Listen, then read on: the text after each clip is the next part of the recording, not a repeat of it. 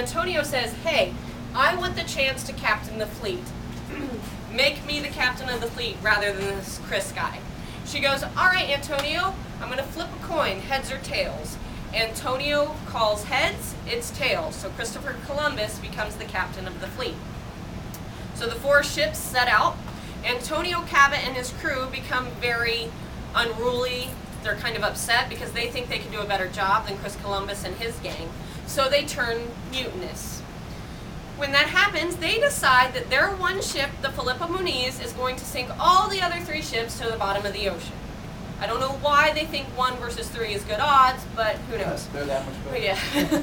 So what they do is they get together, but the other 3 ships get wind of this, and they decide to mutiny against the Felipe Muniz. They sink her to the bottom of the ocean, and that's where she stays. Everybody on Chris Columbus's crew signs a pact in blood that they will not ever speak of the Felipe Muniz. So hence they are forsaken.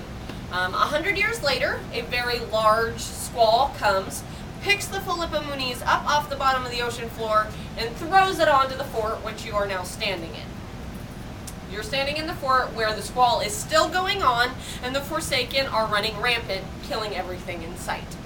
This right here It's a good time to don't. is a Forsaken. Now, our Forsaken characters do have green glowing eyes. I'm going to talk about the eyes a little bit later, but they have been at the bottom of the ocean for 100 years, so they're supposed to look pretty wet, waterlogged, gross, which I think they did a pretty good job of doing right here.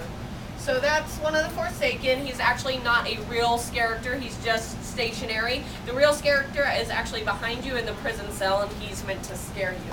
If you look at the Forsaken, to me, they kind of look like Jeff Goldblum's The Fly. But